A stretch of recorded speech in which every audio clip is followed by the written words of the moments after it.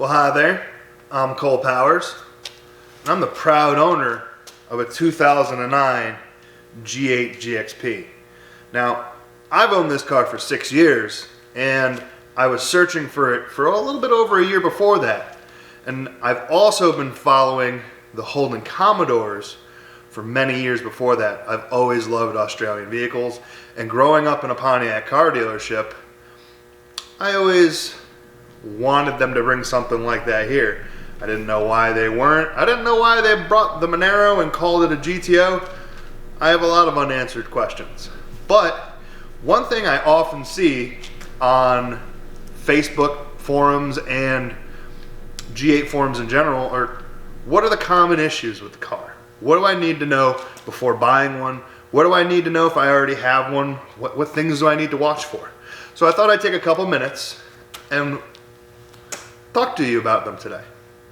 I've had a couple of these issues myself. So I got my handy dandy list here. Let's get started. One of the big things that happens with these cars is a couple of the body panels like to go missing at high speeds. The hood scoops, the deck spoiler in the back, and the front kidney grills. They're all held on by different clips and have a tendency to go missing. I haven't lost any of mine yet, and thank God my deck spoiler's on pretty good, but if somebody rests their hand on it a little too hard or something like that, they can go disappearing. Usually they're at high-speed pulls when it happens, but I've seen things happen in car washes and stuff like that. They'll just go missing and people will be looking for a hood scoop online the next day. A common problem with these cars, because they are a heavy car, is front suspension and steering related issues. It's a heavy car. You're gonna have to replace upper and lower ball joints, lower control arm, end links and bushings. They're gonna go a little bit faster than they would in a lighter car. And also the pillow mounts, which the top of the suspension rests on the perch, and that's what supports the suspension, they go quickly. I don't like the design. I think they're junk. I'm going to be replacing my third or fourth set pretty soon. I want to change to a completely different design altogether, weld something in there, and not have the problem again. Another common problem, these being at least 11-year-old car, a little bit older if you have a 2008, the headliners sag.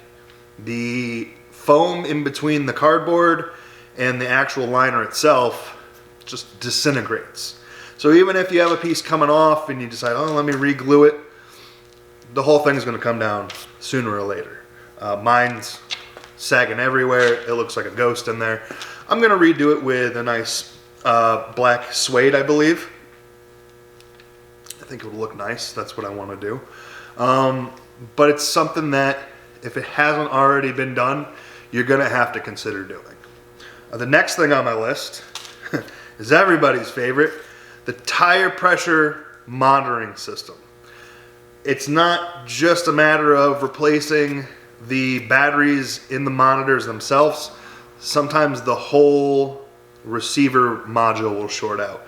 And it's become one of those things that people post all the time. It's a joke almost, because it's like, hey, can you hit the search bar and look for this thing? You're the only guy here that doesn't know how to use a search bar. Another common problem is the emergency signal light button tends to get stuck. I'm not sure if it's the actual spring that returns that gets broken or if it just gets stuck in there because of some mung in there or something. I'm not 100% sure. I haven't had the problem. Next on my list, front bumper sag. Now, I haven't had much of the problem yet. Mine still is in good shape, although my car sits in a garage and doesn't really get driven ever. But the front bumpers tend to sag in these, and to solve the problem, a lot of people will cut up a pool noodle and they'll shove a pool noodle inside to support it and give it some lift so it closes the body gap between the hood and the front bumper itself. There's been some redesigned front impact bars that some aftermarket companies make, especially if you're shoving a front mount intercooler in there. You're going to need a new impact bar anyways, so they've designed them so it supports the front bumper better. If you're taking the front bumper off for anything, whether you're replacing headlights or something, I recommend at least sticking a pool noodle in there to prevent the sag getting to the point where it can actually crack the bumper. Next on my fancy list, there seems to be a lot of people having power steering cooler leaks. I haven't had the issue, but it's like anything else. With time and age, things get brittle. Hoses, lines, they start to crack, they start to weep, and it's been one of the big issues on the page. Here's a big one, and this one affects every G8 model. Because they came with a two-piece drive shaft, there's a carrier bearing, and the carrier bearing gets thrashed. You know, a lot of people will have noise coming from their drivetrain, a clunking, a whirring noise. That's probably it. Most times it is. Like I said earlier, the car's over 10 years old. It's just something that's going to go over time. It has a soft bushing in there along with the bearing, and all that movement, all that vibration, it rips them apart. Here's one just for you V6 guys. The timing chain tensioners. They give out after a while. They get worn out. And in addition to eventual slack that you're going to get in your chain from stretching, these can lead to your car skipping a chain link or tooth, whatever you'd like to call it, for your cams, and this can lead to total engine failure. If you have a skip tooth, you're gonna run into the problem of a valve interfering with the top of a piston when it hits top dead center. I've heard of bigger problems, but this is a common issue with that 3.6 motor, not only in the G8, but in the Cadillacs that it came in too. Came in a bunch of cars, CTS, I believe it came in a Pontiac G6, Saturn Aura. You know how GM gets down. They go in the parts bin. They say, which V6 are we using? This one. Let's use it. It's in 20 other cars. Which V8 are we using? This one. It's in 20 other cars and trucks. Just how they do it. So a lot of times, if you're shopping a vehicle, you can get not only aftermarket performance parts for a particular motor from another car, but you can see the issues that that particular motor is going to have from being in other cars.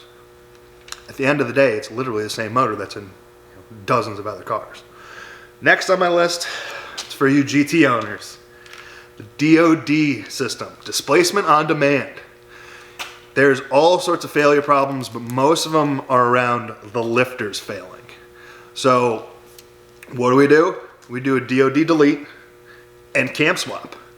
It's a good time to get in there and add a lot of extra horsepower, a lot of extra airflow and exhaust flow through getting a bigger cam, doing the trunnion upgrade, and doing new lifters. You know, it's really one of the biggest gains in power you're gonna get on, we'll call it a stock bottom end, naturally aspirated 6.0 motor. You're gonna make a huge gain. You're gonna need to get it tuned after too, but it's really, if it hasn't been done, it's worth noting that it's gonna have to happen eventually.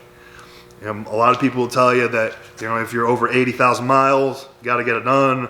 You know, the higher the mileage, the more important it is to get done. Particularly, I don't have to worry about this. I have a GXP. Here's another problem that's on the GTs and the GXPs. There's an issue with the AC belt pulleys.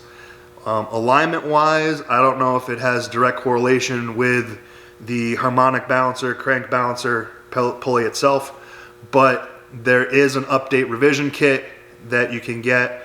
I believe it's similar to the pulleys found on the Chevy SS or the Caprice.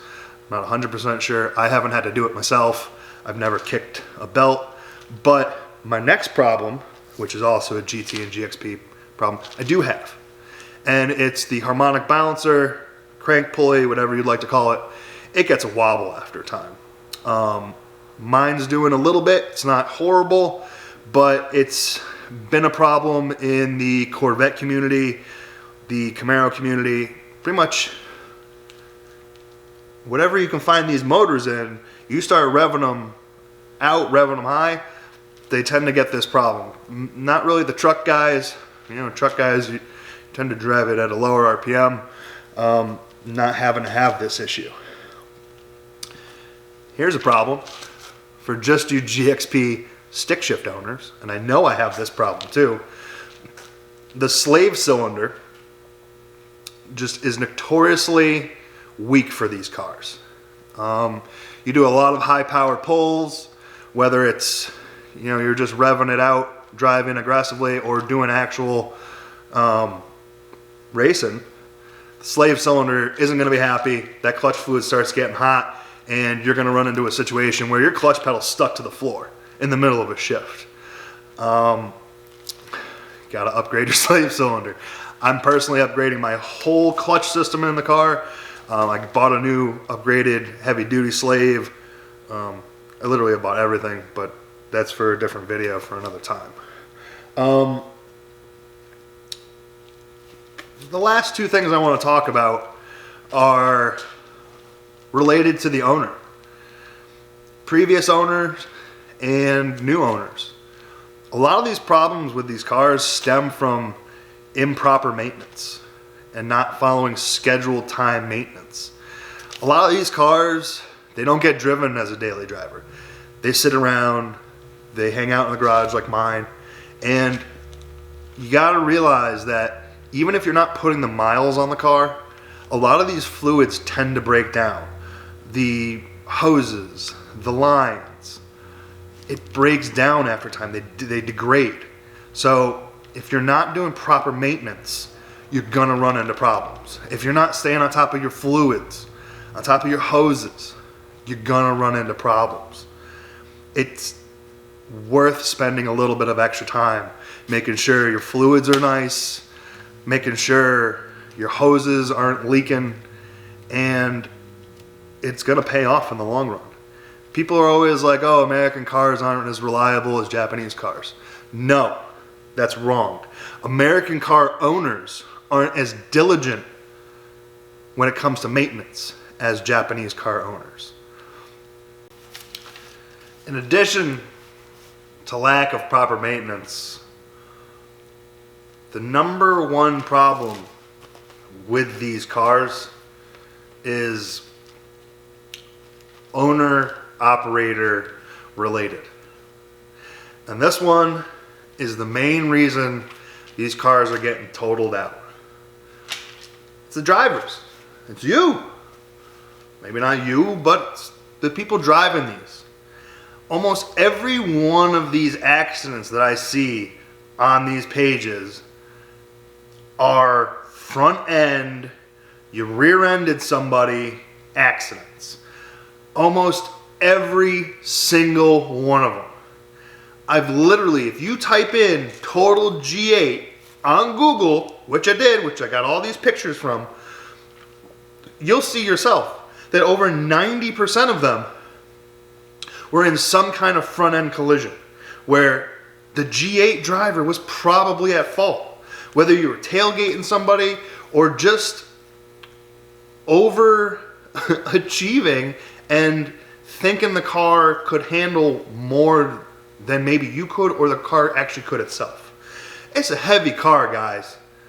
You know, I'll tell you, I'll be the first one to tell you that my car stops really well. I've done the big brake upgrade. I've done steel braided lines. I've done extra work to make sure that the car will stop good. But at the end of the day, it's a heavy car, guys. And if you don't respect your car enough to not tailgate, don't be surprised when you go barreling into the car in front of you. You know, I know one of the first things I do when I get in my car is turn the traction control off so I can slide around turns, so I can, you know, have a little bit more fun with it. I would be led to believe lots of people do that. So your traction control is off, and now you're barreling into the car in front of you.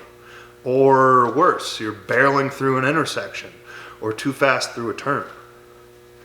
You know, I don't got the rights to know Sarah McLachlan's Eyes of an Angel, but I feel like that's the song that should be playing in the background for all these pictures. You know, the odds of you finding a GXP bumper to replace your front bumper, they're pretty fucking low, man. They almost don't exist. These cars get totaled out so easily because the parts aren't available that it's crazy. You know, every post I see, oh, we lost another one today. I promise you, if you go looking through the forums, if you go looking through Google, through Facebook, you're gonna find the same thing that I found. Driver error. Whether it was a young driver or just somebody being an ass tailgating, that's the main problem when it comes to these cars. Owner-operator related. I want to thank you guys for hanging out with me today. If you're looking at buying a G8, come join the club. They're a great car. Just like any other car that's a couple years old, you're going to have to do maintenance. You're going to have to do a couple things to get it right, to get it how you want it. But at the end of the day, you're not going to find too many four-door, rear-wheel drive, V8 if it's a GT or a GXP cars anymore. And plus, have you seen how they look? Oh my God. You know, very few of them got brought to America. And we should be lucky that they did. So, if you're joining the club, welcome. If you're already a G8 owner, hi there. I love y'all. You're some of my favorite people. The G8 community is incredibly knowledgeable in comparison to other car communities. You know, if you're a G8 owner or somebody who wants a G8, you know what it is. I'm not telling you anything you really don't know. You know, you're a car enthusiast if you want a G8. You don't get a G8 to be, oh, you know, I just wanted to drive my kids to soccer, I need a four-door car. Probably not. You know, this is real deal. This was Pontiac's last shot at bringing us a real performance four-door. I think they succeeded. You know, they did it by giving us a Holden. Maybe some will say it was too late. Who am I to judge that? But it was really the cream of the crop. So, like I said, whether you're thinking about joining the club or you're already in the club, you're making a good choice. You won't regret owning a G8. But you just got to understand that these things, they cost money to fix. You're not going to find parts for these cars without going aftermarket only. The stock parts, they just don't exist. So, thank you for joining me today. I hope that you found some useful information in this video, and I hope that you'll join me again next time. Until next time, y'all stay busy, accomplish your goals, get your builds done, and we'll see you then. Peace. If you're still watching, you should probably hit this subscribe button over here. Or maybe watch another video over here if you're already subscribed. Also, tell me what you think in the comments. Share with your friends. I know there's somebody out here that needs to hear this stuff. Thanks.